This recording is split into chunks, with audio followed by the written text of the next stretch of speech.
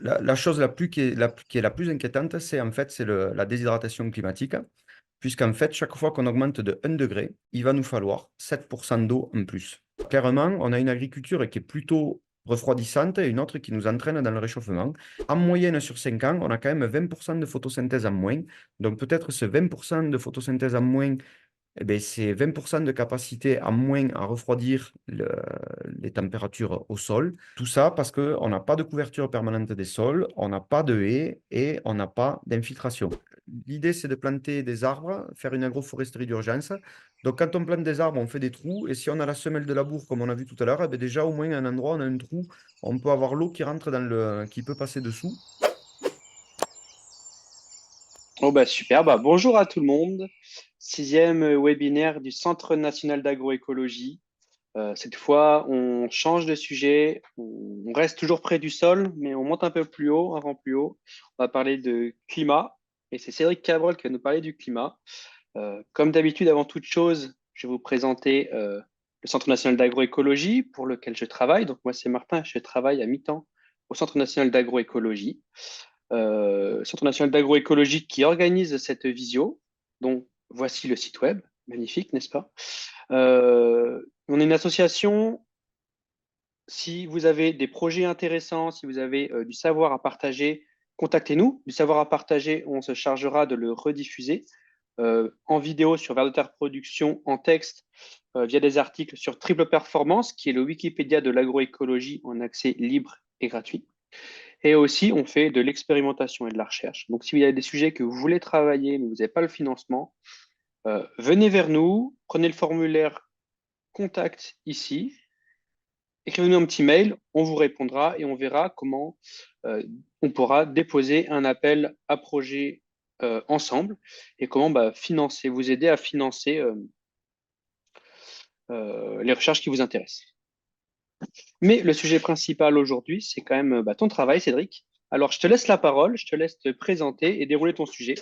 Petit rappel, Cédric va dérouler sa présentation. Vous avez le chat sur YouTube. N'hésitez pas à poser vos questions. À la fin de la présentation de Cédric, on prendra un petit temps pour répondre à toutes les questions qui auront été posées.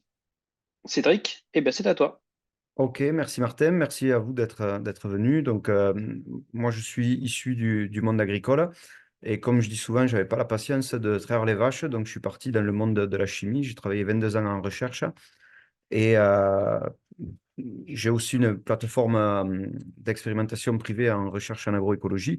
Donc, mon frère est agriculteur, lui, on est très souvent au téléphone et puis on a creusé cette question de la régénération des sols et de l'impact sur le climat.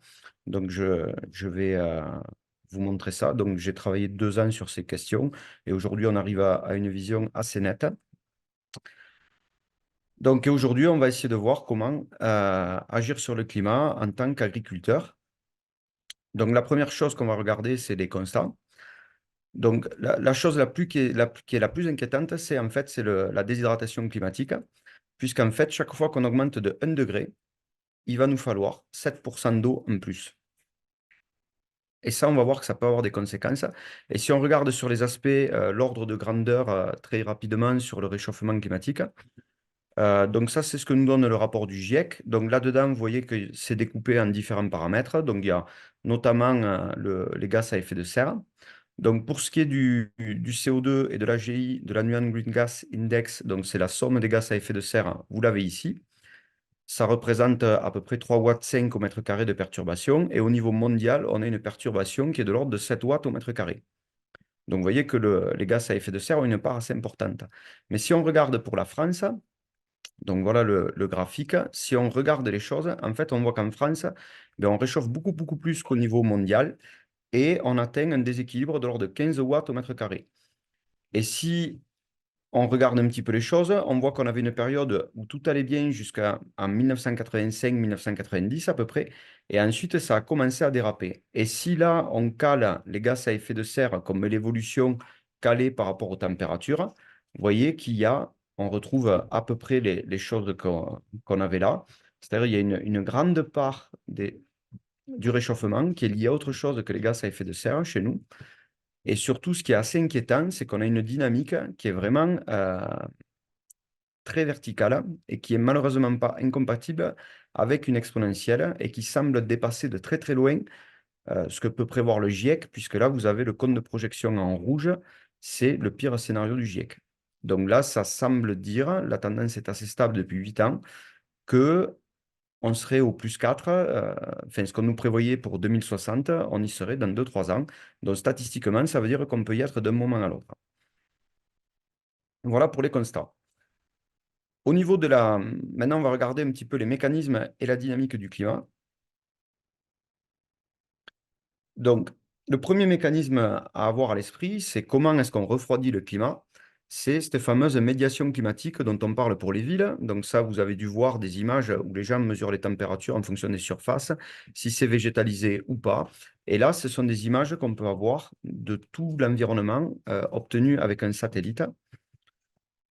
Donc ici, vous avez une échelle qui représente la puissance que peut enlever la nature par évapotranspiration, qui est converti en unité d'énergie, donc en watts par mètre carré, comme on a vu tout à l'heure. Donc, vous voyez que ça peut être assez puissant. Et si on met ici, vous avez un petit pictogramme qui représente la puissance qui est préconisée au niveau climatisation pour une maison. Ça, c'est pour vous donner une échelle, un ordre de grandeur. Et ensuite, vous avez un autre petit pictogramme qui est le CO2 ici. Donc, si vous voyez, c'est très hétérogène au niveau de l'environnement. Et ici, on a la montagne noire. Et vous voyez que les forêts sont les, les endroits qui sont capables d'enlever le plus d'énergie. Donc, ces images, pour les obtenir, euh, on utilise en fait des calculs assez complexes qui sont basés sur la photosynthèse qui est déterminée par satellite.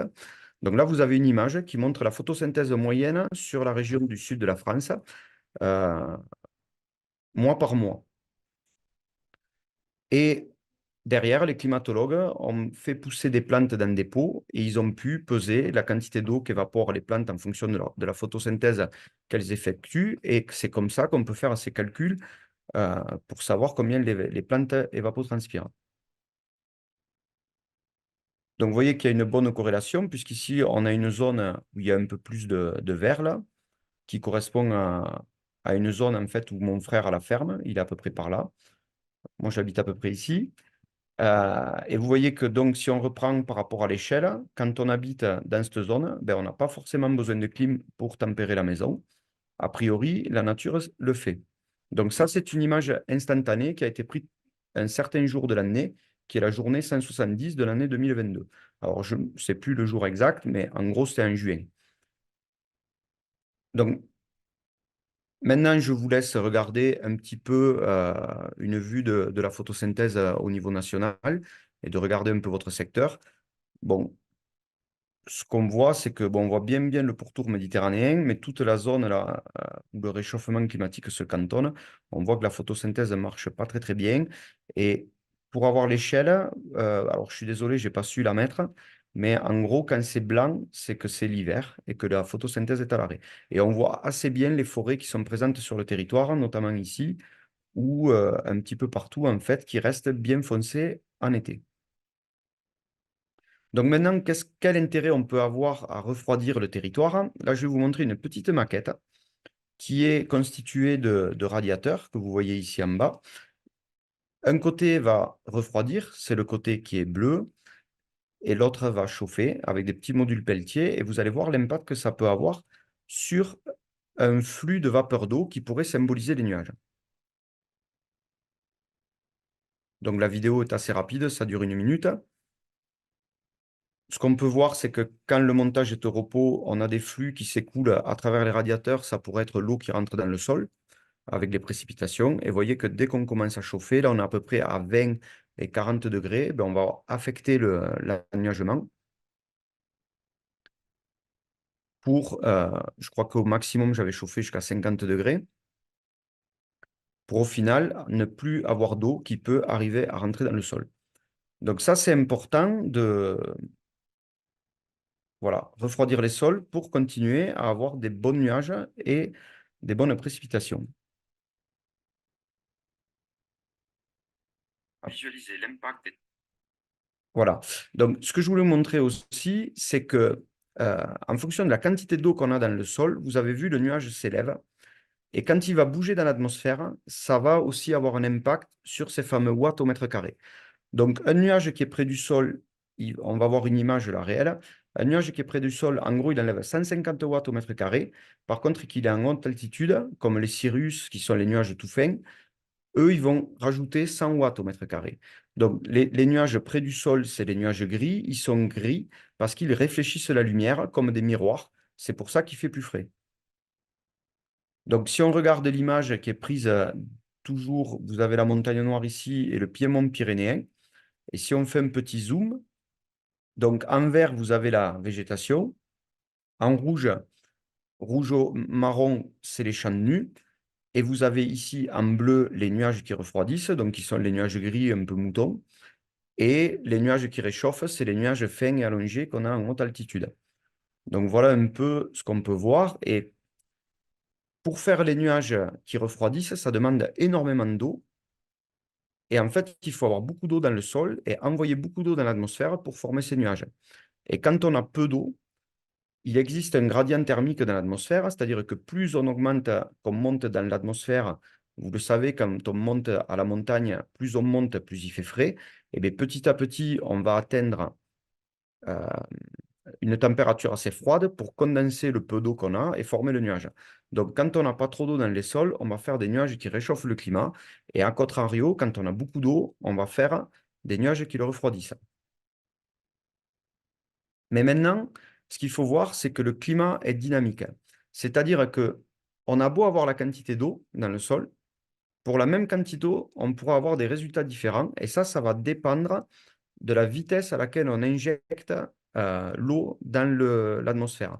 Et du coup, là, j'ai voulu faire un parallèle avec un amortisseur mécanique de sport automobile parce qu'il y a des analogies à faire. Donc, le climat est dynamique. On va faire un petit parallèle. Donc là, ici, vous avez un amortisseur climatique qui est constitué d'un système sol-plante et ici, un amortisseur mécanique bas de gamme. Maintenant, donc, un amortisseur, il y a tout un tas de réglages dessus. Et quand on veut augmenter la performance de l'amortisseur ou vraiment on veut euh, qu'on a de grandes attentes vis-à-vis de cet amortisseur, par exemple quand on fait de la compétition, vous savez qu'à un moment donné, eh bien, il faut des amortisseurs super bien réglés et c'est ça qui fait la différence. Et si c'est pas bien réglé, éventuellement, on peut faire des sorties de route. Donc, on va voir quelle analogie on peut faire. Donc, là-dedans, un amortisseur, voilà, on peut jouer sur la raideur d'enfoncement, la vitesse de détente, la vitesse de compression. En compétition, il y a beaucoup, beaucoup de réglages pour faire ça. Et voilà, l'objectif, c'est vraiment coller à la piste et éviter de quitter la route et de perdre le contrôle de la trajectoire. Et en fait, quelque part, si le système sol-plante, c'est l'amortisseur du climat, il faut qu'il soit bien réglé puisqu'on puisse coller à la demande de l'atmosphère et conserver notre tenue sur les courbes de température et pas obtenir une trajectoire que l'on ne souhaiterait pas. Donc j'espère que le parallèle est assez clair pour vous, mais sinon on pourra voir les questions. Et voilà, un amortisseur de compétition, c'est celui-là. C'est la même plante, c'est le même sol, mais la plante est mycorhizée parce qu'on va avoir 30% de réserve en eau en plus et on aura une surface d'échange accrue. Et ça va permettre, si jamais c'était nos dernières gouttes et qu'il fallait former un nuage refroidissant pour éviter que le sol s'échauffe, consommer moins d'eau et recevoir la pluie, ça peut devenir très, très important. Donc ici, j'ai une petite animation pour vous montrer les choses. Donc là, on a une petite demande de l'atmosphère.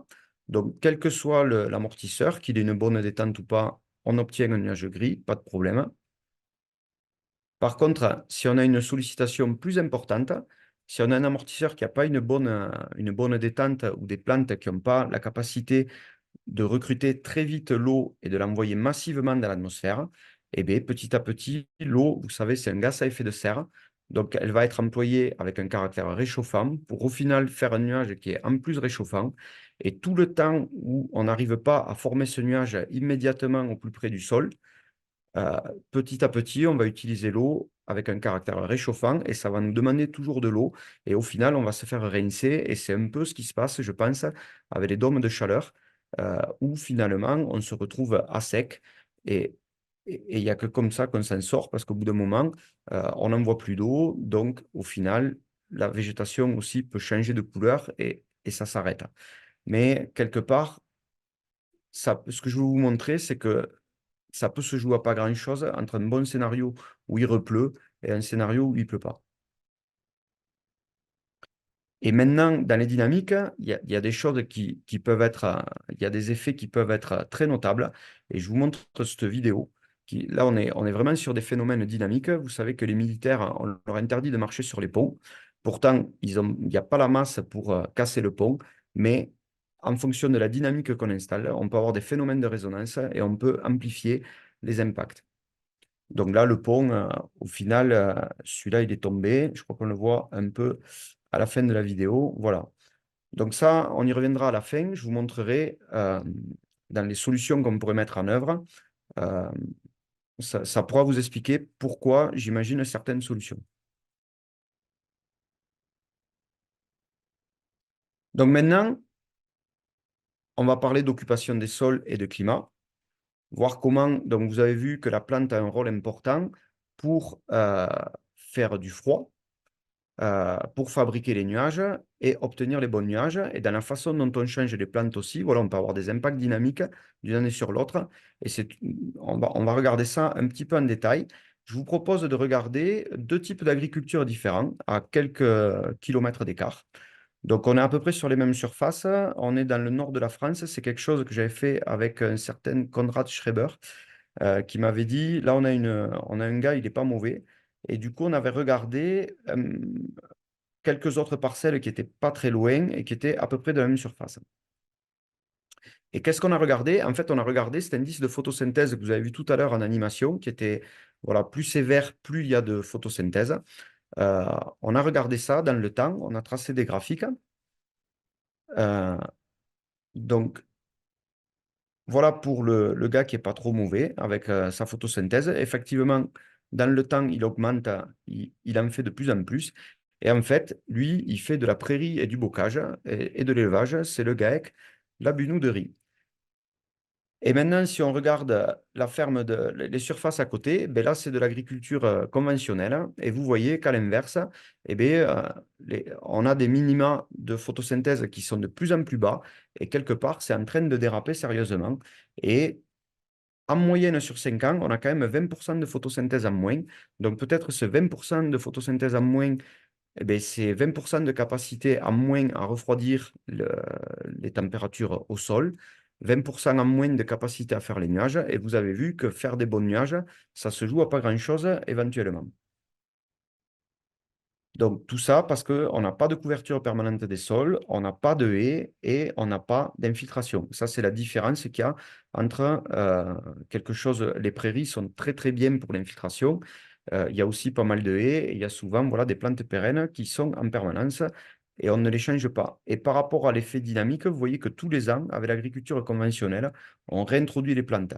Et vous voyez que là, ici, sur la dernière période, les plantes ont été introduites après que les plantes naturelles, que les prairies et le bocage aient repris sa photosynthèse.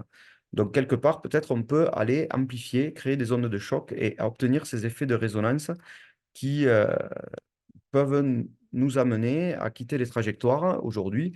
Et je reviendrai un peu à la fin pour vous expliquer ce que j'ai en tête. Donc voilà, clairement, on a une agriculture qui est plutôt refroidissante et une autre qui nous entraîne dans le réchauffement. Et on va voir que ça peut avoir un impact sur les pluies, ça aussi. Et là, je vous amène de nouveau dans la plaine de Castres. Là, c'est une image où je montre les températures de surface. Donc ça, c'est obtenu par un satellite encore. On regarde les températures. Donc on parle de LST ou Land Surface Temperature ou température de surface, d'émission de surface. C'est ce qu'on peut mesurer avec un thermomètre laser, comme les images qui vous sont montrées pour les villes où les gens mesurent la température du bitume ou la température de la végétation. Sauf que là, voilà, c'est avec un satellite. Et en fait, on voit que c'est très, très hétérogène. On a un écart, voilà, de 8 degrés. On voit ici, on a quelque chose qui a une forme de dent de requin, un petit peu. C'est une zone commerciale. Et on voit clairement l'impact des villes avec les îlots de chaleur urbains. Voilà, les zones commerciales, c'est vraiment ce qui est le plus réchauffant. on voit toujours la montagne qui est la plus fraîche. Et en fait, ici, vous voyez que dans la plaine, on a de grandes différences de température. Et en fait, malheureusement, c'est les sols qui seraient les plus aptes à stocker l'eau qui chauffent le plus. Et ici, on a ce qu'on avait vu tout à l'heure avec ce que j'avais tracé, le parallélogramme. En fait, c'est une zone où il y a pas mal d'élevage hein, et la ferme de mon frère est ici. Et là, ici, il y a des étangs avec pas mal de peupliers qui refroidissent. Non, il est ici, lui, pardon. Il est ici, voilà. Ça, c'est les prairies de mon frère. Et là, ici, vous avez des étangs juste à côté. Donc, l'impact, là, je vous ai montré à petite échelle. Et en fait, partout, on retrouve cette distribution de points chauds et de points froids. Et à un moment donné, c'est important. On a vu tout à l'heure que la température pouvait affecter l'anuagement. Et bien, en fait, ce qui va compter, c'est une sorte de balance point chaud, point froid.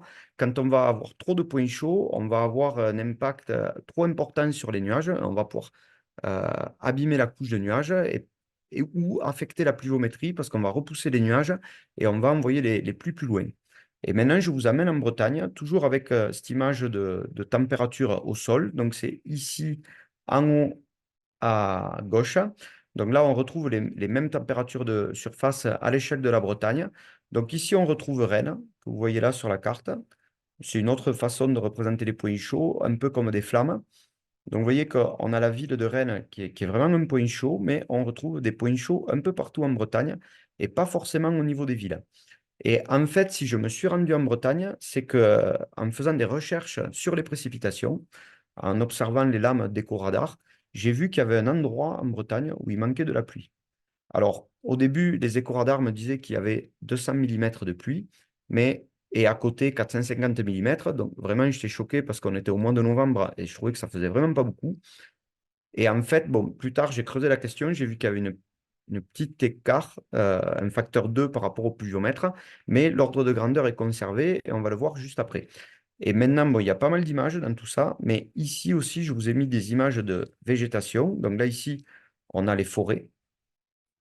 Ici, on a les forêts plus les prairies.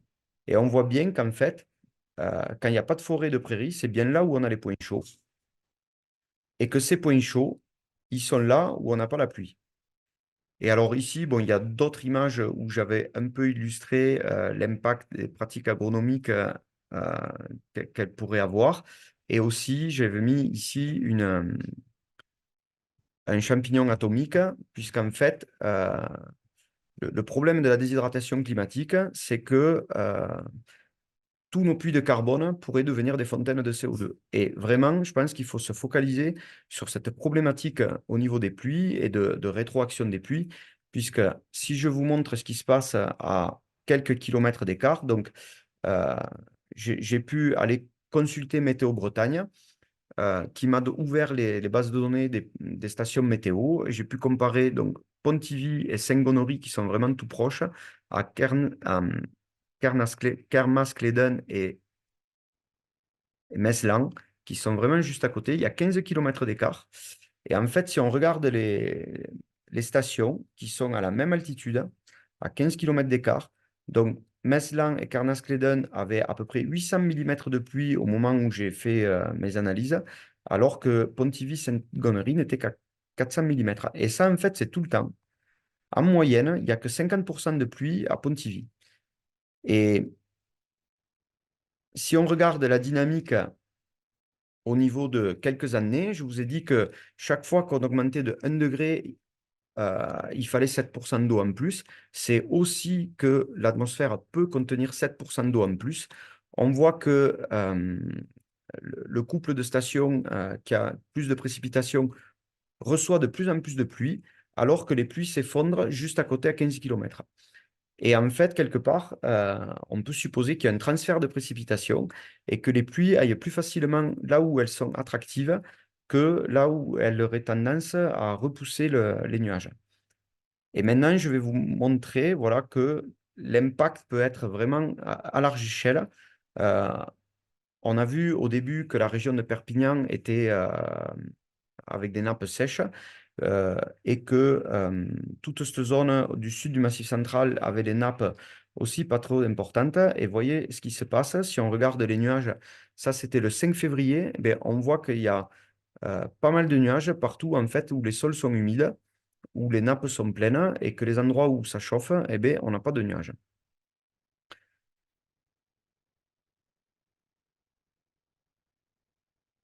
Hop, il faut que je bascule. Et en fait, il y a une autre chose qui est très importante que je vais vous montrer. Alors, je passe un peu du coq à l'âne, mais ce qui est très important, c'est ceci. Donc, c'est une petite expérience.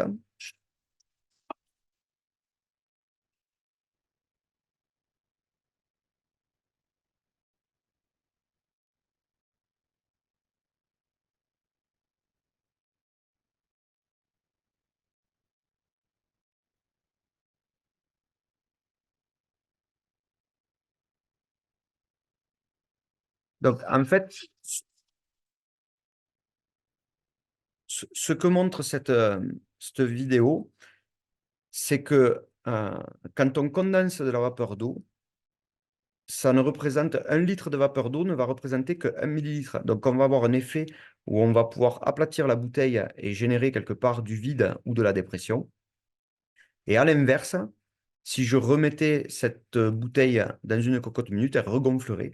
Donc, si on fait tomber de l'eau sur une surface chaude, on va avoir tendance à repousser.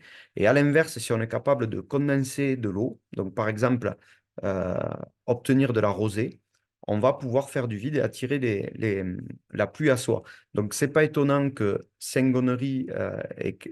que Cerngonerie et Pontivy ait tendance à perdre les pluies, puisque là-bas, on a une agriculture qui est plutôt de type intensif, avec de la culture de pommes de terre, hein, où là, on a des machines assez lourdes et on crible les sols, donc on a des difficultés à bien stocker l'eau. Et du coup, on va avoir des sols qui, on l'a vu, il y a des points chauds. Donc, si on fait tomber de l'eau, elle va avoir tendance à se dilater et à repousser la pluie. Et à l'inverse, à côté, eh bien, si on revenait un peu en arrière sur les images, et si vous ne l'avez pas bien vu, vous pourrez le faire hein, dans la vidéo, vous verrez qu'on a du bocage et de la forêt. Donc, on a des plantes qui sont à l'ombre d'autres plantes. Et ça va très, très bien pour capter la rosée. Donc, ça va très bien pour faire du vide et capter la pluie. Euh, et alors, bon, il y a autre chose que je ne vous ai pas montré. Il y a une petite écharpe de nuages, en fait, euh, sur la Bretagne. Et on voit que cette petite fumerole, euh, comme on a toute la France qui était trop chaude pour condenser la rosée, il n'y avait pas de vent. Et il n'y a qu'en Bretagne qu'on pouvait générer des vents. Et on voit que il y a cette fumerole de nuages, comme un fumigène, nous montre la direction des écosystèmes qui sont les plus performants, qui sont les forêts et le bocage. Puisqu'en fait, vous avez de l'herbe qui est à l'ombre d'un arbre. Donc ça, si on fait de l'ombre sur le sol, toute la nuit, il va rester chaud. Par contre, l'herbe, elle, il y a moins d'inertie thermique et dans la nuit, elle va refroidir.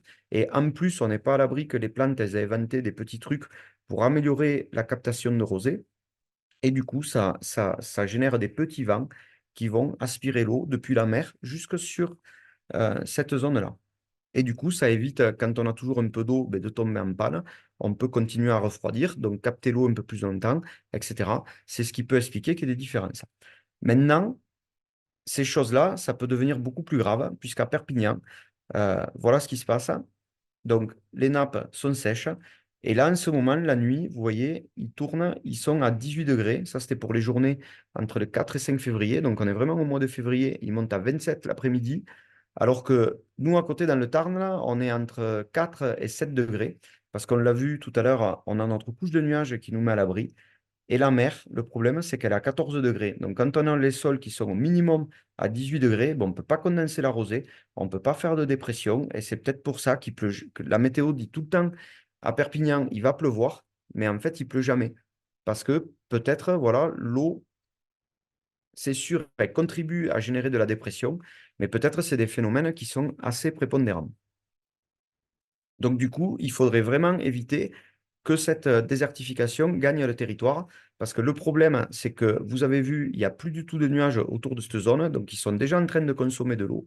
Et en plus, ça chauffe plus fort et c'est quand même des zones où il n'y a pas trop d'eau dans les sols. Donc c'est vraiment, je pense que la dynamique exponentielle qu'on voit au niveau de la France, il y a un fondement.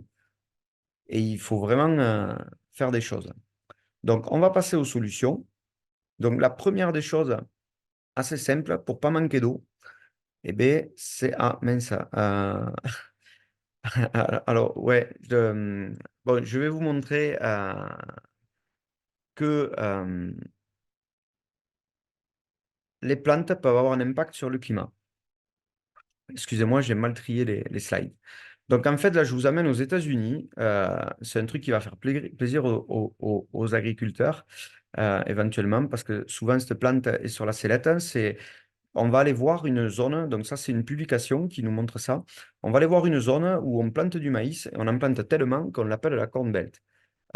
Donc ça, c'est ce que vous voyez en vert, c'est l'augmentation des quantités de maïs cultivées entre la période, les périodes de référence, c'est 1910, 1940, et la période où on compare aujourd'hui, c'est entre 1970 et 2010, et on a augmenté à peu près de 400% les surfaces de maïs. Et bien ça a eu un impact sur le climat. Ça a permis d'augmenter les précipitations à peu près de 15% en moyenne sur la zone. Et on voit que, donc là, on est sur des données réelles. Ça, c'est ce que mesurent les, les- les services météo. On voit qu'il y a peut-être un petit effet de traîne où l'évaporation du maïs peut condenser un peu plus loin et générer des pluies. Et ce qui est très intéressant aussi, c'est qu'on voit qu'on a diminué la température. Donc, en moyenne sur la zone, l'étude nous dit qu'on a diminué la température de 0,35 degrés. Et maintenant, ce que je vous montre ici en dessous, c'est ce que modélisent les modèles de large échelle. Donc, vous voyez qu'ils auraient plutôt tendance à prévoir que, voilà, une très légère augmentation des pluies et que le climat va réchauffer. Parce qu'en fait, ils ne sont pas paramétrés finement. On n'a pas rentré que dedans, il y avait du maïs. Et quand on fait ça avec des modèles régionaux, vous voyez que les modèles, ils calculent bien les choses. Alors, tout ça, je ne suis pas en train de dire que les climatologues ne sont pas bons. Ce que je veux juste dire, c'est que les climatologues ne sont pas assez nombreux et que s'ils voulaient modéliser le climat finement, il faudrait qu'ils rentrent en permanence toutes les plantes qui ont été plantées partout dans le monde à tout instant et aussi qu'ils rentrent d'autres paramètres importants vis-à-vis des pratiques agronomiques. C'est ce qu'on va voir juste après. Euh, C'est-à-dire quel a été l'impact au niveau des compactions, les teneurs en vers de terre, la battance, etc. Parce que tout ça, ça va impacter sur le climat, puisque ça concerne la quantité d'eau qu'on va stocker dans les sols. Et là-dedans, parce que je me suis fait tomber dessus par une hydrologue, donc il y a des zones qui ont été irriguées, toutes les zones qui sont à l'ouest. Par contre, les zones à l'est font bien tomber leurs pluies sans irrigation, il n'y a pas de souci. Et quelque part aussi, ce que je veux vous montrer ici, c'est que voilà, les équilibres sont complexes, il y a des notions de zones climatiques et que les plantes sont adaptées à des zones. Il y a des endroits, voilà, le maïs va générer ses propres pluies. Il y a d'autres endroits, il n'est pas franchement adapté et il faut compléter avec de l'eau. Et, et voilà, c'est pas le climat, en fait, c'est très complexe. C'est pour ça que je pense euh, les gens ne se risquent pas à communiquer sur ces questions parce que c'est difficile de faire des règles générales. Et il faut faire des études de cas et commenter certains cas, étudier les cas pour voir comment ça peut se passer. Et voilà. Et ah, il me manque un truc. Bon, au final, j'ai, je suis parti dans l'idée d'étudier le climat et de voir quel pouvait être l'impact du carbone, euh, quel était être le poids du CO2 issu des sols sur le climat. Et au final, je trouve que la carte du carbone, eh bien, en fait, ça ressemble beaucoup à la carte de la pluie et c'est peut-être plutôt la carte des pluies qui ressemble à la carte du carbone, puisqu'en fait, vous le savez, plus il y a de carbone dans le sol, plus on va pouvoir avoir de belles plantes, mais aussi parce qu'on peut stocker plus d'eau. Et en général, quand il reste du carbone, c'est qu'on ne fait pas d'agronomie, on n'essaie pas euh, de remplacer, de se substituer à la plante. Et il faut comprendre que la nature fait très très bien les choses, puisque en général, on a ces fameuses mycorhizes, on a aussi des vers de terre qui font des trous dans le sol pour infiltrer l'eau et la stocker, et on a aussi de la microporosité qui permet de stocker l'eau. Enfin, voilà, ce que nous montre ces images, c'est que le carbone a une très très forte influence sur la pluie. Et maintenant, si vous vouliez vraiment, si vous étiez sceptique et que vous pensez dans votre tête que c'est une histoire d'altitude, regardez la forêt des Landes qui est au niveau de la mer. vous voyez qu'il y a une zone où il y a un petit peu plus de carbone et c'est vraiment la zone où on retrouve les pluies. Alors, vous voyez on peut parler d'influence aussi parce que ici, entre les Pyrénées et la forêt des Landes, il n'y a pas forcément de carbone, mais il y a quand même pas mal de pluie. Et après, moi, ce qui avait attiré mon attention, où on voit bien les choses, c'est au niveau des côtes de la Manche, où on a une succession de il pleut pas. Et on a vraiment une succession de il y a du carbone, il n'y a pas de carbone. Voilà. Bon. Et ensuite, ben, pour Perpignan, ben, vous voyez qu'il y a bien longtemps que les sols sont érodés et que, ils n'infiltrent plus l'eau et on doit très certainement être avec de la battance systématique. La battance, c'est vraiment notre ennemi puisque le sol est capable de se réorganiser sous l'action des gouttes de pluie, c'est-à-dire qu'on peut avoir le sable qui va rester au fond. Par phénomène de sédimentation, on va avoir des particules plus fines qui sont les limons qui vont se poser dessus, et à la fin, l'argile. Et l'argile, vous le savez, on parle de feuillets, donc de feuilles ou de tuiles. Si on met quelques tuiles sur une surface, on est capable de l'étanchéifier. Et ça, c'est vraiment notre ennemi. On parle de vulnérabilité à la battance. Claire Chenu a fait des travaux là-dessus et elle montre que la vulnérabilité est d'autant plus importante qu'il y a moins de matière organique. Euh, on parle aussi de vulnérabilité parce que on peut se protéger et si on met un peu de paille ou de choses qui vont intercepter les gouttes de pluie et faire en sorte qu'elles tapent moins fort le sol, eh bien, on n'aura pas ces problématiques de battance. Et puis aussi, la nature invente voilà, des cols qui permettent de stabiliser les agrégats. On parle de glomaline. Donc, sur ma chaîne YouTube, il y a une petite vidéo qui s'appelle Sol et précipitations, où je montre toutes ces choses-là en 13 minutes avec un petit simulateur de pluie, des petits tests intéressants qui montrent tout ça. Je vous invite à regarder ça éventuellement. Voilà. Et maintenant, je vais vous amener sur le terrain. Donc, c'est peut-être ce que j'aurais dû mettre un peu avant de vous montrer ça parce que j'ai vu. Donc, certainement, dans ma présentation, il y a des gens qui se sont dit, le problème, c'est notamment les gens qui habitent dans le Nord-Pas-de-Calais, le problème, c'est pas tant d'avoir de l'eau, c'est surtout qu'elle nous inonde. Voilà ce que j'ai vu en Bretagne l'an dernier sur le terrain, alors qu'il avait plu 300 millimètres de pluie. Euh, voilà, Mais par contre, le sol est assez approfondi. Oui, oui, oui, on voit bien. Parce que là, normalement, il faudrait qu'on tourne à 70 pieds, quoi. Enfin, t'as vu chez toi. Ah ouais. Donc là, on est à rien. On monte à 300, 300, hop, 300, 300 constant. Ça y est, je suis passé. 250, 120, 100, 200 pieds. Voilà, je suis au fond. Et pour toi, c'est comment? Et t'as ça de fond, en fait. Ouais. Et objectif prélèvement. Tu passes? Est-ce que tu passes? Allez. Là, c'est dur. Ça compacte, hein? Là, j'ai un caillou. Ouais, déjà, rien que là, le sol est sec. Là, ça va, il est humide, mais là, il est sec. Ouais, 25. Ah, c'est sec. C'est là, 25 semaines de labour. Semaine de labour. C'est là, et là, tu verras combien il touche. Très raide. Ah oui. Oh, putain. On dirait un bouchon pour mettre dans le pinard. Voilà, et là c'est bon, c'est souple, mais le reste. Voilà, donc les réservoirs du climat font 25 cm, pas plus. Donc voilà le 8 mars 2023. Ça fait 30 jours que nous n'avons pas eu d'eau. Nous recevons 25 millimètres. Dès lors qu'on a un champ compacté, ça ruisselle, érosion à la mer. Donc, pour résumer, ce qu'on a vu, c'est qu'au début, j'utilise un compactomètre qui permet de mesurer la pression dans le sol. Donc, ce qu'on avait vu, c'est que sur une zone naturelle, enfin, ou une pelouse qui est présente depuis 40 ans, on a une compaction qui fait 80 psi.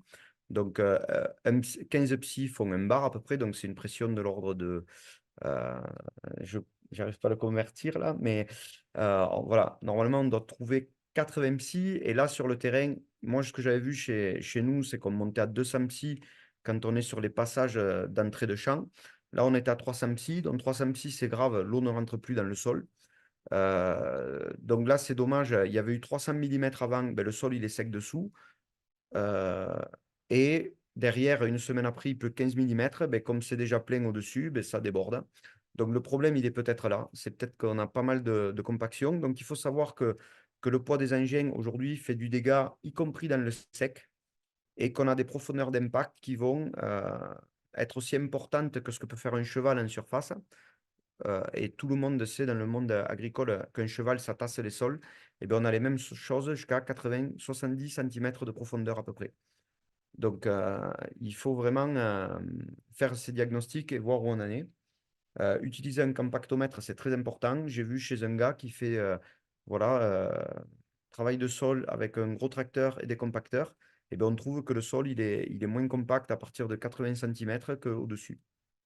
Donc ça, c'est dommage parce que quand le sol est compacté, ça veut dire qu'on perd la microporosité, on peut perdre jusqu'à 40% de réserve en eau.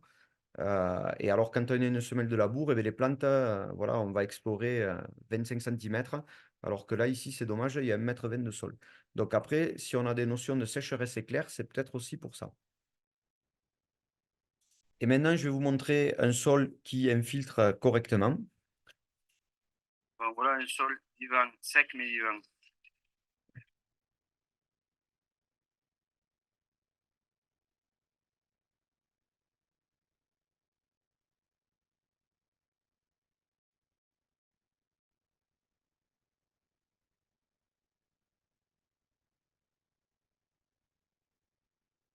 Donc là, certains d'entre vous vont peut-être penser que ça absorbe parce que c'est sec. Donc je vous propose la même image au printemps.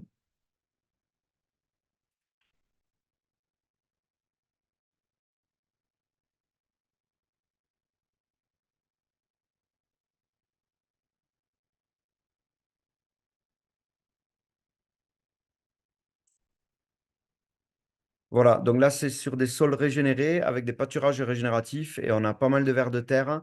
Il y a une très bonne structure de sol, il n'y a pas de problématique de battance. Donc, vous voyez que euh, les sols, en fait, l'infiltration pour un même lieu, donc Gabe Brown qui a régénéré ses sols est passé de 12 mm à 200 mm et aujourd'hui, il est à 760 mm/h.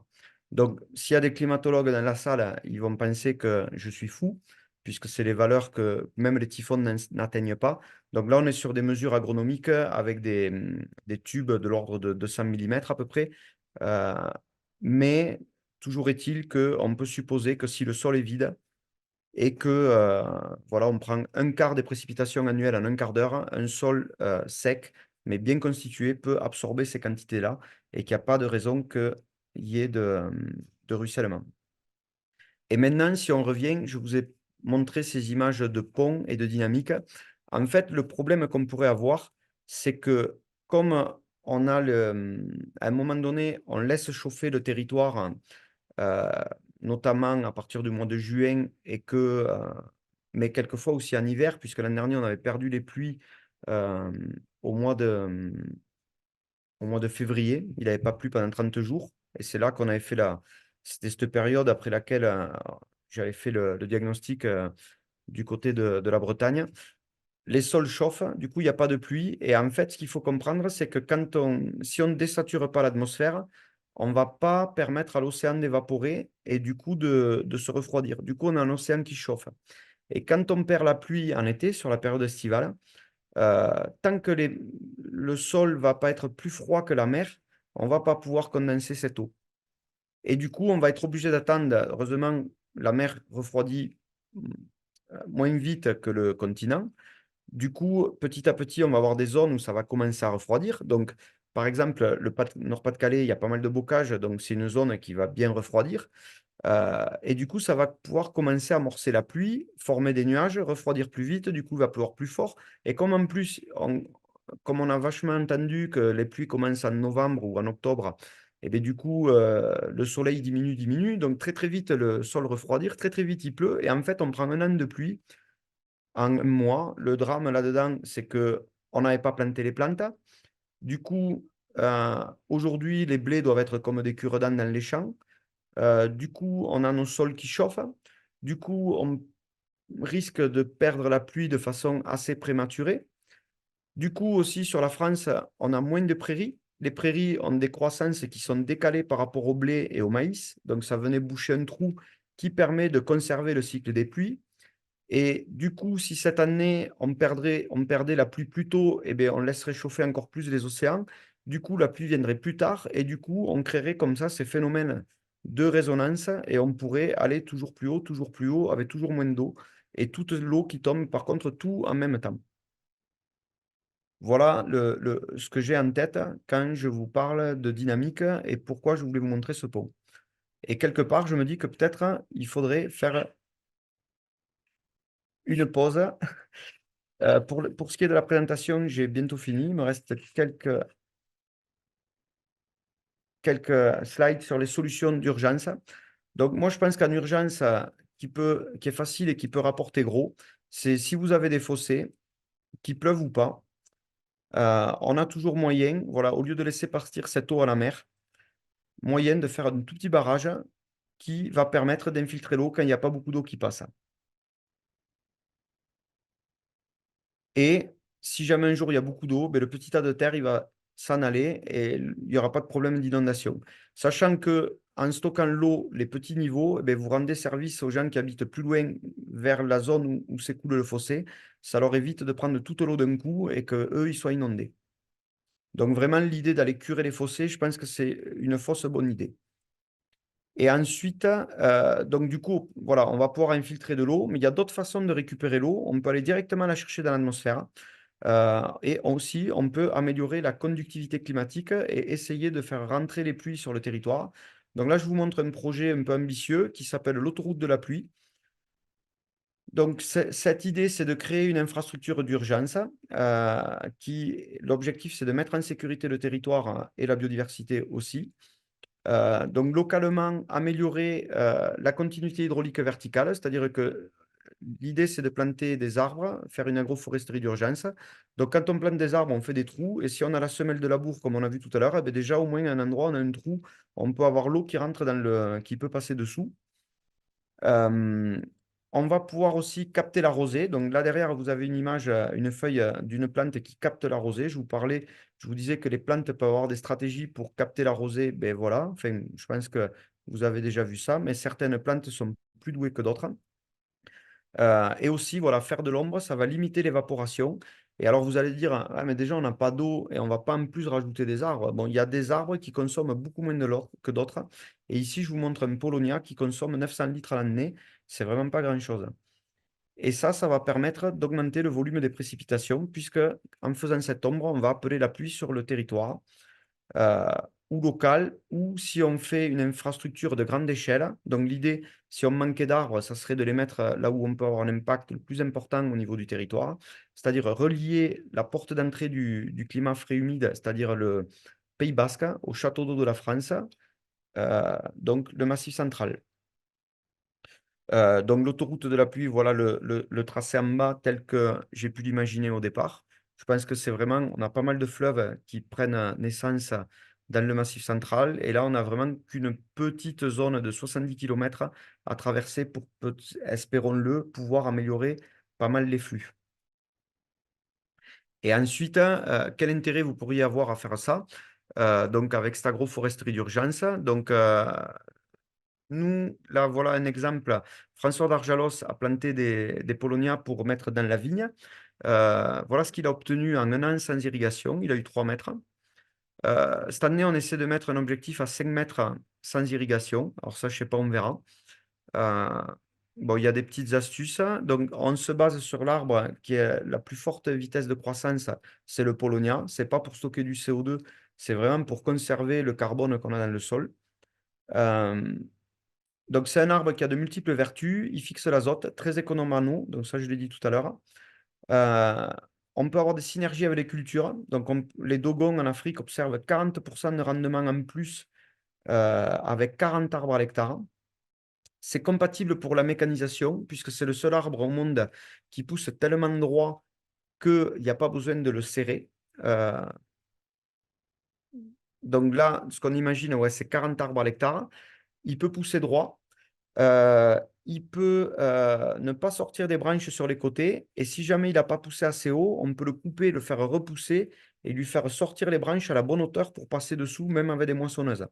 Et ce qui est intéressant, c'est qu'au bout de 1 à 2 ans, voilà, on peut passer à côté avec le pulvé si on est adepte de pulvé. Et après, au niveau de la valeur du bois, on parle d'aluminium du bois, il peut fournir de l'isolant, du biochar. Et si on parle pognon court terme, un plan coûte 6,50 €, on peut le couper 3 fois dans sa vie et chaque fois qu'on fait une coupe, une bille vaut 200 €. Donc 40 arbres à l'hectare, ça peut faire un complément de revenu de 500 € net par an. Et les banquiers londoniens ont calculé que si on met un d'argent dans le Polonia, on récupère 15 ans, 10 ans et que c'est beaucoup plus rentable que d'investir dans le CAC 40. Donc voilà, 40 arbres à l'hectare parce que derrière, ça peut laisser de la place pour mettre autre chose.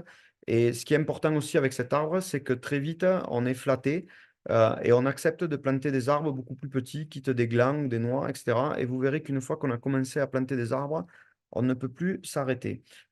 Euh, voilà, et derrière, on peut faire ce qu'on veut, mettre de la régénération spontanée, classique, syntropique ou du verger. Voilà, et l'idée, c'est d'avoir un projet catalyseur de dynamique. Maintenant, je vais vous montrer autre chose, puisque la végétation est importante. En fait, pour éviter tous ces à-coups, ces phénomènes de résonance, la nature, elle ne fait pas comme on fait, elle ne met pas toutes les graines en même temps qu'il lève. Quand on a des plantes pérennes, en fait, on voit qu'il n'y en a que 15% qui lèvent, puis 15%, puis 15%. Et en fait, on a un amorçage doux et ça évite les à-coups. Et peut-être, si on voulait éviter les à-coups, alors je vais accélérer parce que je pense qu'on est un peu en retard.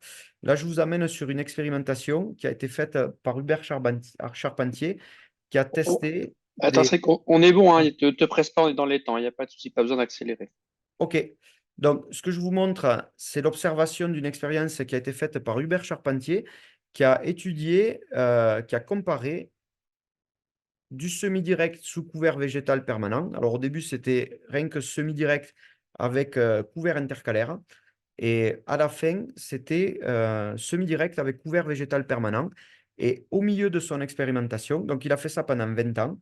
Là, je vous montre une image instantanée, c'était il y a 2 ans, où on voit l'indice de photosynthèse de la parcelle. On voit qu'il a mis une bande incluse à 90 degrés des variations naturelles du sol. Donc ça, vous voyez que c'est plus vert dans ce sens.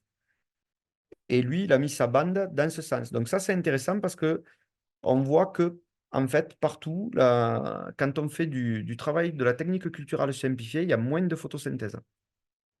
En instantané, ce jour-là, mais si on regarde dans le temps, alors ce qui est intéressant d'un point de vue de l'expérimentation, c'est que si jamais le semi-direct permettait de rentrer davantage d'eau dans le sol, la bande incluse en bénéficie. Si jamais l'agroécologie permettait d'avoir des insectes pour réguler les prédateurs, les ravageurs, etc., eh bien, la bande incluse pourra en bénéficier.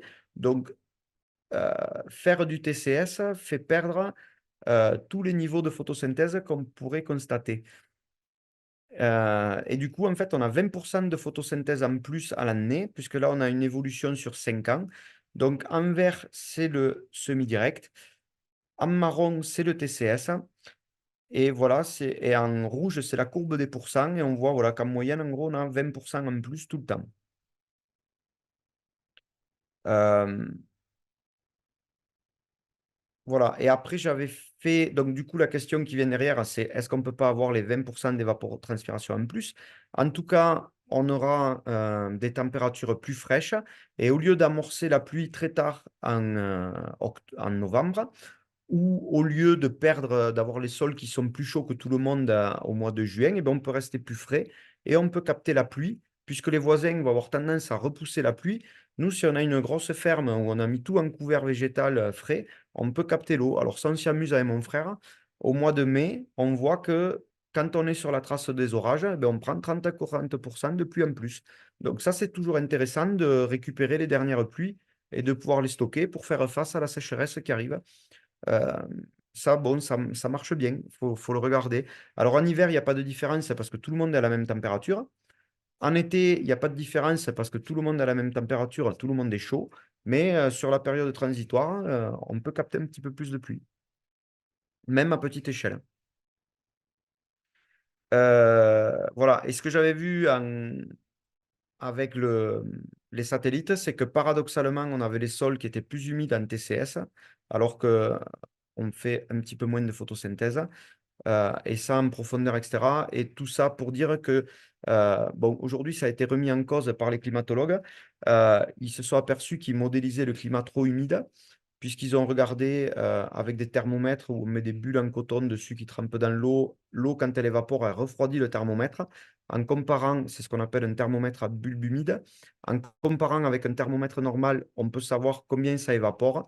Et du coup, en fait, ils se sont aperçus qu'ils modélisaient trop humide. Donc, ils ont remis en question les sondes d'humidité de sol parce qu'en fait, avec les ruissellements de surface, ça peut gaver les sondes dans les prairies naturelles.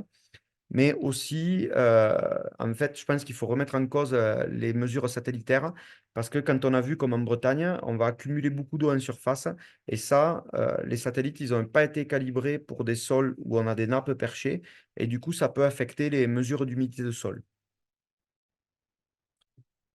Et là maintenant, dernière chose, comment faire tomber la pluie quand on n'a pas d'eau? Donc là, je vous ai mis une image d'un sol qui est complètement battu, donc étanche. Comment on peut faire? Eh bien, on peut jouer sur un autre paramètre qui est l'albédo. Donc l'albédo, c'est quoi? C'est là ici, vous avez du charbon de bois, c'est noir, ça absorbe toute l'énergie. Là ici, vous avez de l'aluminium, c'est brillant, ça reflète toute l'énergie, ça fait un miroir. Et en fait, comment on pourrait faire un miroir sur la France? Eh bien, avec de la paille. Donc ici, vous avez de la paille déroulée, c'est la feuille externe, elle a un albédo de 0,3, ça veut dire qu'il y a à peine 30% de l'énergie qui est réfléchie. Là, ici, vous avez l'intérieur de la feuille, elle a un albédo de 1, ça veut dire qu'il y a 100% de l'énergie qui peut être réfléchie. Vous voyez qu'elle a la même couleur que l'aluminium. C'est un miroir. Et après, un miroir, vous savez, c'est pas parce que vous ne prenez pas le rayon dans la figure qu'il n'est pas capable de refléter le miroir. C'est simplement que la surface est courbe. L'intérieur de l'extérieur de la tige a un albédo de 0,7. L'intérieur de la tige a un albédo de 0,7. Donc au final, la paille peut avoir un albédo de 0,7, donc ce qui est considérable. Par contre, quand elle est broyée, donc de la broyer, on va passer de 0,3 à 0,7, on peut doubler l'albédo. Par contre, quand elle est mise en tas, on a des phénomènes boîte d'œufs qui vont piéger un petit peu la lumière. Donc, non broyée, a priori, on a un albédo autour de 0,25. Quand elle est broyée, on pourra arriver autour de 0,3, 0,4. Si tout le monde broyait les pailles à l'échelle de la France, les climatologues sont d'accord et trouvent ça absolument génial, on pourrait augmenter les probabilités de précipitation et créer un couplage climatique humide. Donc, ça veut dire qu'il pourrait pleuvoir dès le mois de juin et il pleuvrait doucement. On éviterait que la mer chauffe et on aurait les pluies qui tombent plutôt au printemps et on pourrait quelque part, voilà, faire une pause et repartir sur de bonnes bases. On arrête les vibrations du pont et on reprend un marché normal.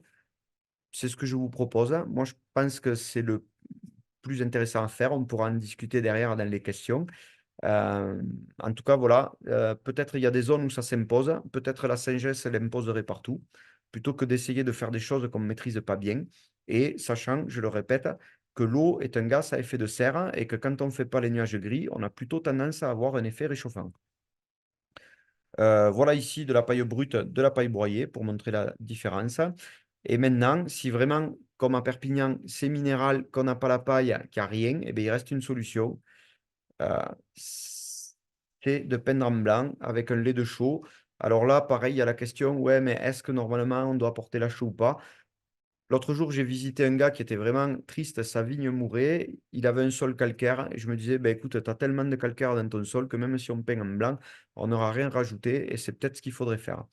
Voilà, bon, ça, dans la pratique, on voit que c'est pas pratique. Les gens, que c'est pas, euh, que ça se fait pas parce que les gens ont peur de mal faire, etc. Bon, après, est-ce qu'il est interdit d'avoir foi en l'avenir et de dire je fais mes apports de chaud et on verra bien ce qui se passe. Voilà, et je vais vous montrer qu'on peut y arriver. Donc, je vais vous montrer le plateau de l'Eus en Chine. Donc, c'est une zone où on a inventé l'agriculture. Bon, nous, on l'a aussi inventé au niveau du croissant fertile. Et vous savez, c'est un désert. Et là, c'est le plateau de l'Eus en Chine. C'est aussi devenu un désert avec les mauvais nuages qui chauffent. Et les Chinois ont décidé de prendre les choses en main et ils ont revégétalisé. Là, il y a 15 ans d'écart. Et maintenant, on a peut-être de meilleurs nuages cette zone. En tout cas, il y a eu des publications qui montrent que les pluies ont augmenté. Bon, après, c'est un peu polémique parce qu'il y en a d'autres qui disent que ça a resséché, mais parce que là, le plateau, il est au milieu du continent, il est aussi tributaire de ce qui se fait en amont, avec cette idée d'autoroute de la pluie. Donc, si en amont, les autres, ils font pas ce qu'il faut pour stocker l'eau et la renvoyer et qu'ils renvoient tout à la mer, forcément, le plateau de Schluss peut péricliter. Et voilà, donc ce que je vous propose, c'est qu'on remonte à la source et qu'on revienne un peu plus sur des équilibres un petit peu plus naturels, parce qu'il faut comprendre que la nature, elle a 500 millions d'années de R&D. Nous, on n'a que 50 ans de R&D ou 500 ans, ou allez, pas bien plus.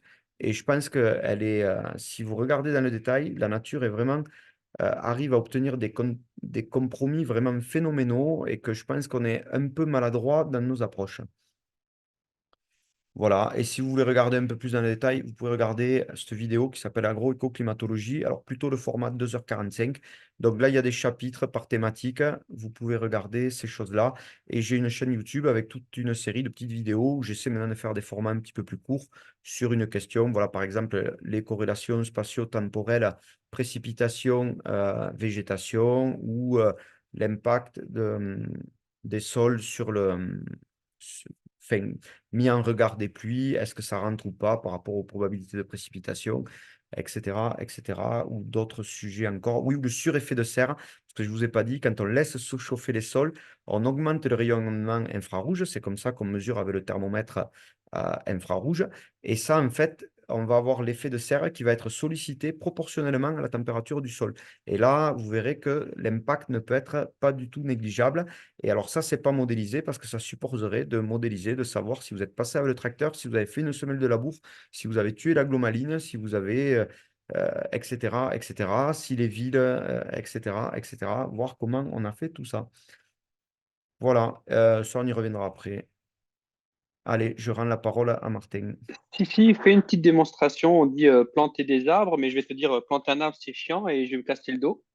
Ok, Et donc, bon, alors, moi, du coup, j'ai planté beaucoup, beaucoup d'arbres. J'en ai planté 400. En moyenne, j'ai dû passer 2h30, 3 heures à planter un arbre parce que je l'ai fait avec amour. J'ai voulu défriser les chignons, choisir le bon endroit, etc. Donc ça, en fait, c'est absolument juste pas possible. Aujourd'hui, on est en train de faire un plan d'agroforesterie d'urgence sur la ferme de mon frère. On va essayer de faire 30 hectares d'agroforesterie, donc basé sur le Polonia, avec les 40 arbres à l'hectare. Sachant que je n'ai pas dit, le Polonia a des valeurs alimentaires très intéressantes. On a un taux de protéines autour de 22%. Donc ça, c'est très bien pour le bétail, mais c'est aussi bien pour nous. J'en ai goûté, le professeur Jean-Pierre Sartou m'a dit, mais quand même, il faudrait que tu le goûtes, Cédric, ça pourrait être intéressant. Donc en octobre, je me suis trouvé devant une vieille feuille toute moche d'octobre, et j'ai dit, bon, ben, tant pis, c'est pour la science, goûte. Et en fait, il faut savoir qu'il y a des salades qui ont plus mauvais goût. Donc il me tarde le printemps pour en manger. Et après, pour aller encore plus vite, on imagine, voilà, faire des. Je vous montre ce qu'on imagine. Je pense qu'on peut faire des arbres en 1 minute.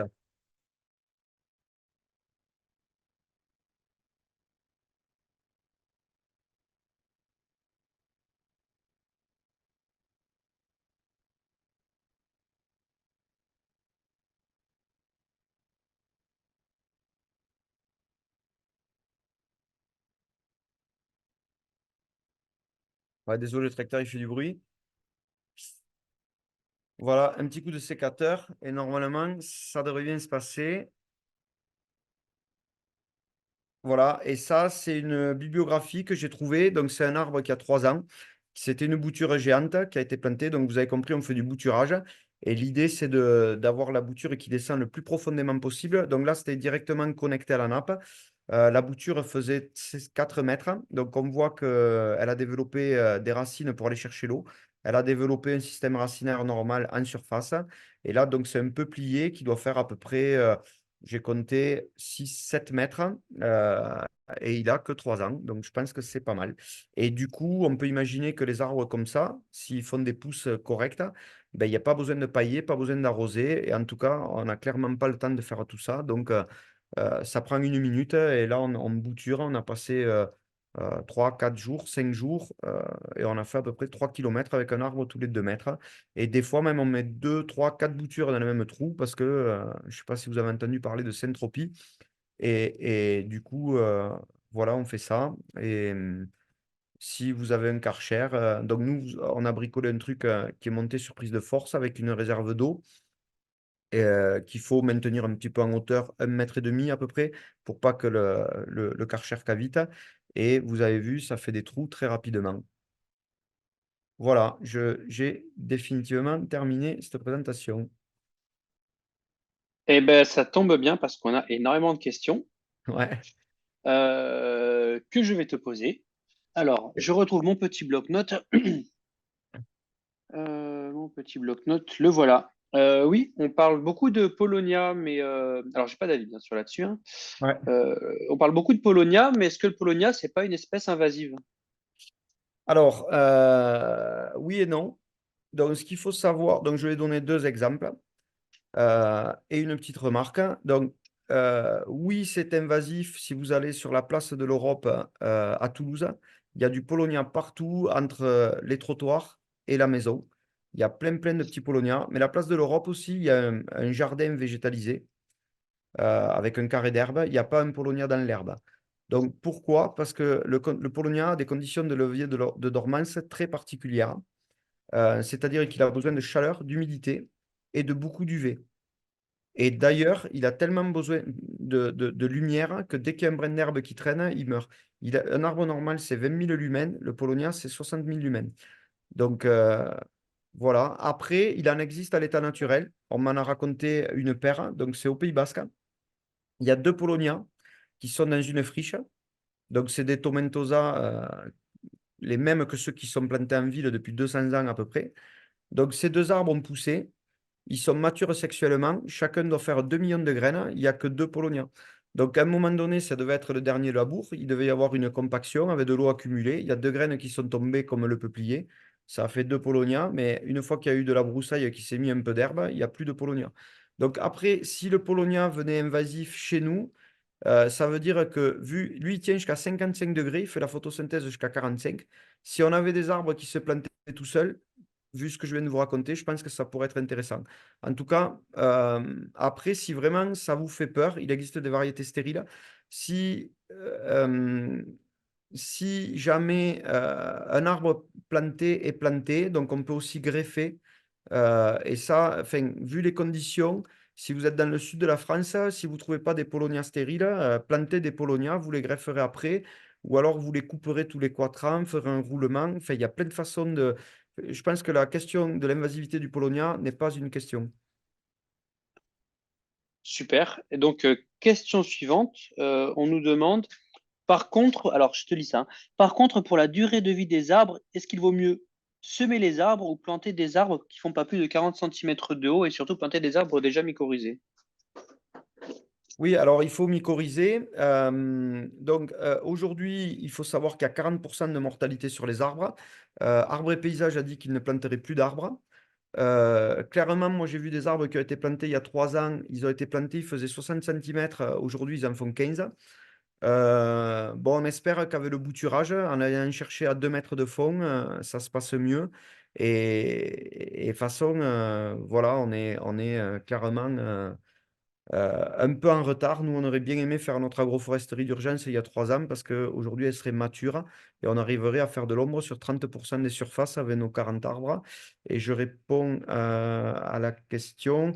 Et après, par rapport au bouturage, certains vont penser que peut-être le système racinaire sera de moins bonne qualité. Donc, ce qui est sûr, c'est qu'aujourd'hui, les gens ils disent on ne plante plus d'arbres, mais une graine va donner un arbre qui va pousser parce que la nature est bien faite, elle s'équilibre toute seule. Après, si on plante des arbres, ce qu'il faut, c'est les enlever carrément presque toutes les feuilles. Récupérer vraiment, vraiment soigner ce qui fait la valeur de l'arbre, c'est le système racinaire. S'il est petit, voilà, on peut couper jusqu'à la taille d'un manche à balai. On peut couper tout le houppier. C'est pas joli, ça ressemble à un manche à balai, mais c'est sûr, ça reprend bien et ça s'installe comme il faut. Et par rapport aux questions de bouturage, Eh bien, là, voilà, on a des racines qui descendent à 2 mètres et on peut supposer que, je ne sais pas si l'arbre sera bien ou pas, mais il pourra faire de l'ombre au moins pendant une dizaine d'années et ça nous laisse le temps de planter des graines au pied. Et dans le nord de la France, le Polonia, ça passe ou pas? C'est une question aussi hein, dans le chat. Oui, donc ça, il y en a en Bretagne, il y a une boîte qui est en Bretagne, oui, oui, ça passe, ça peut pousser, l'amplitude est très large, ça va donc ça résiste à -25 si ma mémoire est bonne en température, et ça va de 400 millimètres à 3000 millimètres. Et ça tient, voilà, sous serre, il ne meurt pas à 55 degrés, et il fait la photosynthèse jusqu'à 45, et il peut transférer des sucres et nourrir le couvert pendant que si vous avez des plantes océaniques, qui bloque à 30 degrés, lui, il va pouvoir donner des sucres à vos plantes pour les nourrir. C'est pour ça qu'on augmente les rendements et qu'on peut aussi voir très certainement, alors ça, j'ai pas la photo encore, mais très certainement, on aura des plantes qui sont plus jolies sous les arbres. On a une autre question, une question de Audrey qui nous fait la technique ce soir à Verdoterre Production. Euh, elle dit, OK, c'est bien d'avoir un îlot vert, ça va pomper l'eau dans ma parcelle, mais quelle surface d'îlot vert il me faut pour faire revenir la pluie? Parce que si je fais mon îlot vert au milieu du désert, bah, en fait, j'assèche mon petit carré et je m'aide pas, quoi. C'est quoi la surface critique pour basculer? Ben, c'est ça, ça dépend en fait des. Donc, une oasis au milieu du désert, même si à l'eau à foison, ne fera jamais tomber la pluie. Et en fait, je pense qu'on ne fera jamais tomber la pluie, c'est ce que je vous disais dans la présentation. On ne fera pas tomber la pluie. Nous, on ne voit pas qu'on ait d'impact sur les pluies en été parce qu'on est sec comme les autres. Par contre, ce que on a constaté, par exemple, c'était l'année dernière, enfin l'année avant, j'avais dit à mon frère, oublie la pression sociale, t'as ton maïs, arrose même si l'orage arrive. Et en fait, ce qu'on a vu, c'est qu'on a pris 20 millimètres là où notre cousin, qui a beaucoup de prairies bocage, mais qui irrigue pas, et qui était derrière un village, il a pris 1 millimètre en un quart d'heure. Donc, il y a 1 kilomètre d'écart entre les deux zones. Donc, c'était plutôt orageux. Il y avait 20 à 1, et au bout d'une heure, il y avait 27 à 7. Donc, la différence qu'on a fait au départ, a priori, elle est faite tout le temps. Enfin, après, à vous de confirmer, de faire vos observations. Mais en tout cas, c'est pas illogique qu'il y ait besoin de refroidir pour pouvoir. Je vous disais que l'eau est expansive et repousse. Donc, tant qu'on n'a pas refroidi, ben, on ne peut pas capter. Et ensuite, autre exemple, sur une prairie où on a dit, bon, ben, on va faire une ration du climat, c'est-à-dire qu'il y a la ration du portefeuille, la ration du sol, la ration du troupeau, il faut aussi penser ration du climat. On avait laissé un couvert d'1,80 m, on a laissé 10 hectares. On était sur la trace de l'orage. Bizarrement, ça a pris 30 millimètres et juste à côté, de l'autre côté de la route et de l'autre côté de la rivière, il n'y avait que 20. Donc après, coïncidence ou pas, je ne sais pas, faites vos tests. Donc 10 hectares, les deux expériences que je vous donne, c'est 15 hectares et 10 hectares, mais au moment charnière où on est entre deux, où on est encore compétitif, où il y a encore la pluie. Après, bon voilà, on peut imaginer Ernst Götz au Brésil, avec 500 hectares, il fait couler toutes les rivières de son exploitation, alors que c'était qualifié de désert parce que c'était des sols sableux. Enfin, pas désert ou steppe ou un nom comme ça. Très clair, merci. On a encore plein de questions, donc je continue à Ouais, te les ok. poser. J'en profite, je vois qu'on a encore 120 personnes en ligne. Donc, Cédric, tu es chercheur en freelance. Si on veut avoir des formations de toi, c'est les choses que tu proposes, si je me souviens bien, c'est ça? Oui, oui, voilà, on peut faire ça. Donc, ou des contenus comme ça. Et en général, j'essaye de vraiment personnaliser l'intervention, faire des diagnostics de territoire avec les températures réelles des gens, les impacts et tout. Parce que sinon, souvent, ce qu'on voit, c'est que les gens disent, oui, mais ça, c'est chez nous, c'est pas pareil. Donc, j'essaie vraiment de faire des choses personnalisées. Et après, bon, j'ai 15 ou 16 heures de contenu vidéo. Je peux faire des interventions. L'autre fois, j'ai fait 2 jours, mais je peux faire une semaine si vous voulez. Si on prend le temps de parler et d'aborder toutes les problématiques, biodiversité, pâturage, méthode agronomique alternative, méthode d'analyse, preuve de concept, gestion de la recherche, climat, etc. Tout ça, je peux faire. Et donc, tu es aussi entre quelque sorte un bureau d'études pour aider à la renaturation s'il y a besoin en prestation, quoi. Tout à fait, voilà. Donc, du coup, on a proposé ce projet Autoroute de la pluie. Donc ça, parce que je pense que c'est vraiment urgent. Mais après, s'il faut aller faire du diagnostic personnalisé, je fais des choses comme ça. Voilà, je peux accompagner les gens toujours avec un souci aussi d'y aller pas à pas à la vitesse des gens, de vraiment commencer par que la prise de conscience et qu'après, on soit dans une logique où c'est la personne qui demande, voilà, aider à prendre conscience des choses. C'est ça qui est important. Et avoir des objectifs étape par étape. Je pense savoir faire marcher les gens, faire le funambule sur le chapiteau du chapitre, le fêtage du chapiteau. Mais je pense que le premier truc, c'est comprendre qu'on peut quitter le sol. Super. Mm.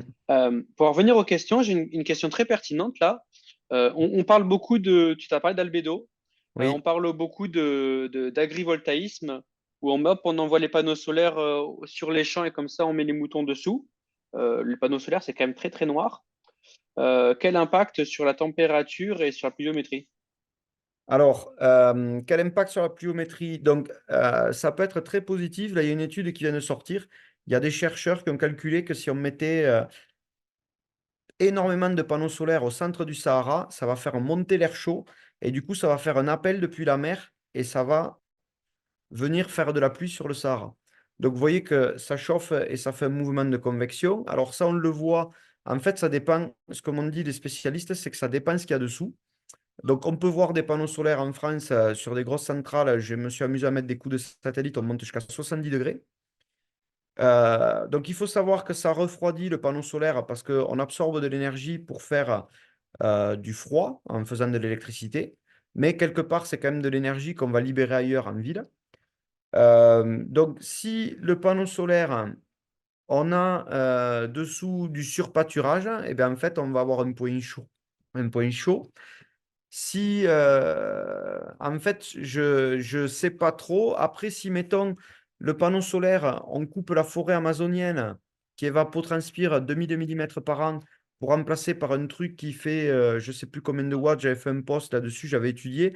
En fait, la nature évacue 13 fois plus d'énergie que ce qu'on va en produire. En fait, en fait, le climat est très complexe, c'est des équilibres. En tout cas, je pense que raser la forêt des Landes pour poser des panneaux solaires, c'est vraiment tout sauf une bonne idée. Et d'avoir dit qu'on pouvait le faire, ben, peut-être on peut se poser la question s'il n'y a pas des allumettes qui volent, quoi.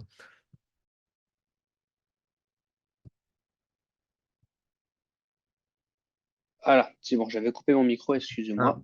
ouais. Euh, Question suivante. Bah, je te la lis, hein. Broyer la paille, coût énergétique du broyage est-il compensé par l'amélioration de l'albédo? Point d'interrogation. Et après, le gars, il dit, bah, moi, je suis quand même éleveur, donc j'ai quand même besoin de la paille dans mon élevage, quoi. Ok, alors, donc, pour répondre, on est OK. Donc, le coût énergétique, donc j'ai fait quelques hypothèses, j'ai fait quelques calculs. En gros, si on fait une anomalie d'un mois, c'est-à-dire au lieu Donc, ce qu'il faut savoir, c'est que dans l'ancien temps, on faisait la paille, on la pressait. Et je ne sais pas si vous avez vu, mais souvent, quand on fait la moisson se fait entre les gouttes de pluie et avec le retour des gouttes de pluie. Et j'ai aussi un exemple que j'ai donné. Une personne m'a dit on était quatre moissonneuses côte à côte. On broyait la paille parce que maintenant ça ne vaut plus rien. Donc ils ont mené à peu près 400-500 hectares. C'était cette année. Et ils m'ont dit on a vu un nuage de noir qui a bondi de la montagne noire, qui nous a foncé droit dessus. On a pris 40 millimètres. Et moi j'étais dans mon canapé le soir et j'ai dit ils ont dû commencer les moissons à Carcassonne. Et ça faisait 2 jours qu'ils moissonnaient. Et je l'ai vu en direct, l'orage, il a foncé. Enfin, il y a eu un spot là et on a confirmé, c'était bien là. Donc, après, niveau impact énergétique, donc si on ne fait pas les nuages, on ne fait pas de couplage climatique humide, on va avoir au niveau national un impact de l'ordre de l'impact de tout le CO2 qu'on a émis. Donc, le coût énergétique de la moissonneuse, on ne va pas émettre tout le CO2 qu'on a émis dans l'année par l'humanité avec une moissonneuse. Donc, l'impact énergétique, il est énorme. Le rendement d'impact d'utilisation d'énergie est phénoménal. Et si on crée un nuage, on peut arriver jusqu'à 5 watts au mètre carré à l'année, simplement en un mois. Donc, on peut supposer qu'on puisse jouer sur la variabilité climatique et pourquoi pas, dans les courbes, revenez sur la vidéo, vous verrez au départ, on est toujours en haut au maximum de la variabilité climatique. Peut-être on peut revenir en bas. Donc, le gap là, entre les deux, c'est 2 degrés. Ça, c'est bon, c'est peut-être un peu fou, mais qu'est-ce qui nous interdit de penser qu'on revienne à la variabilité climatique usuelle?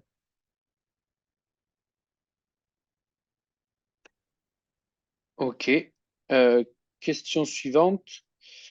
Je crois qu'il y avait une autre question. Oui, l'élevage, pardon. Pour la paille, Oui, j'ai plus des oui, voilà. éleveurs. L'éleveur, il a besoin de la paille, quoi, Voilà. Donc, pour les déjà, bâtiments. il y a des alternatives. On peut mettre de la plaquette bois, de la sciure. Mon frère fait ça.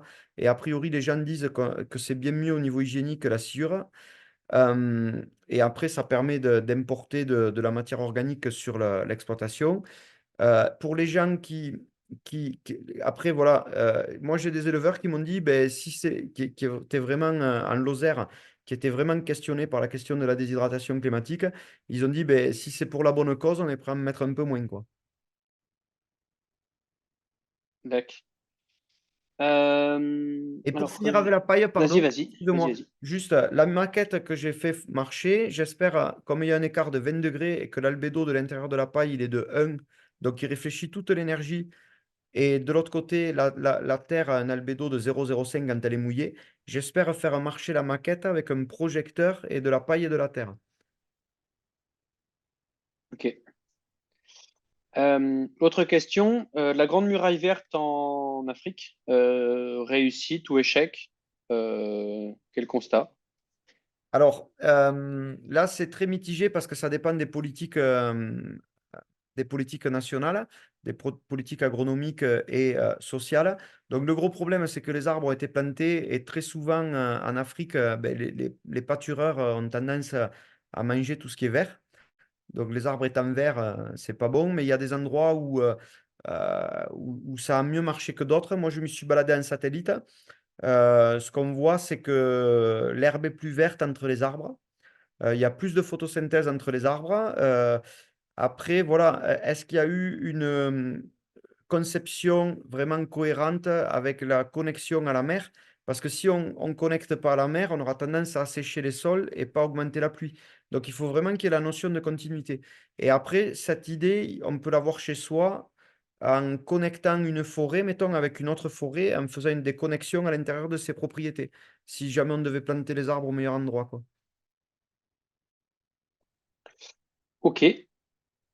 Donc j'arrive, j'ai presque épuisé mes questions. Bon, ça va. Euh, alors, on dit, ok, le maïs, ça fait pleuvoir, mais le maïs, c'est quand même gourmand en eau. Bon, tu me diras, la tonne de matière sèche produite, ça l'est moins qu'un blé.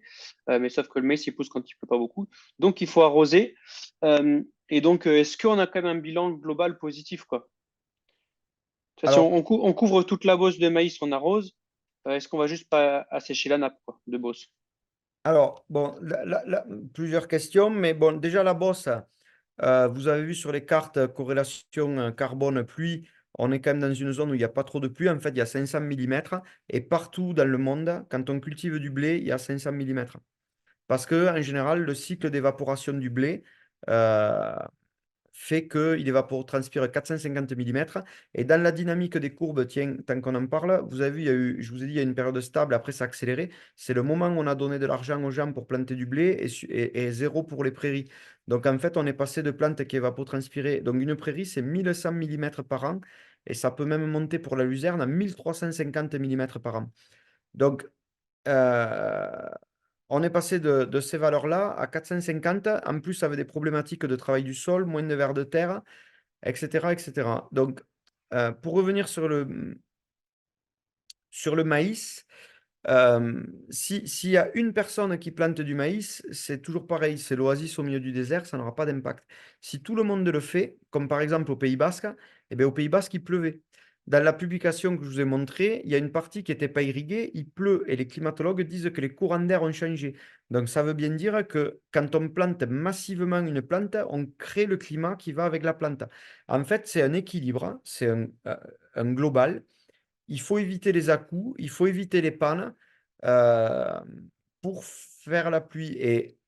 Et voilà, il faut refroidir le territoire. Et la paille broyée, s'il y en a certains qui ne l'ont pas compris, c'est faire un miroir pour renvoyer l'énergie, pour refroidir, sans consommer d'eau.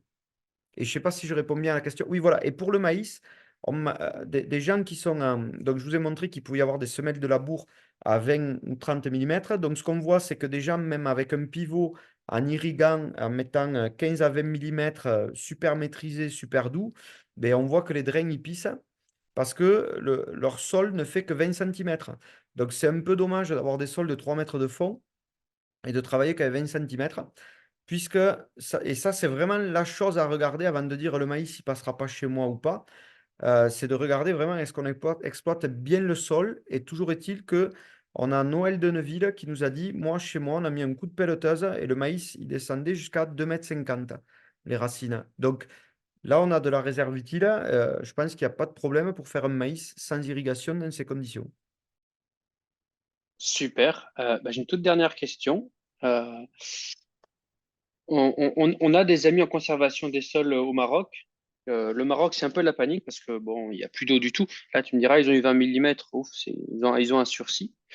Euh, c'est du dry farming, donc en fait, on ne peut pas faire de couverts végétaux parce que l'ARU consommée par le couvert, bah, derrière, tu la récupères pas. Donc en fait, ta culture, enfin, t'as une chute de rendement. Quoi leur proposer pour refaire retourner la pluie sur les zones marocaines, quoi. Eh ben, voilà, comme on a vu, ben, déjà, je pense qu'il y a urgence à construire une autoroute de la pluie en partant de la mer. Mais là, la zone où on va pouvoir planter ça va être assez limitée. Voilà, tout dépend aussi combien il y a d'eau. Peut-être il faut aussi prioriser l'eau sur avoir une notion voilà, on peut investir l'eau dans le climat. Et si on investit, il faut investir dans les choses qui ont le plus de rendement.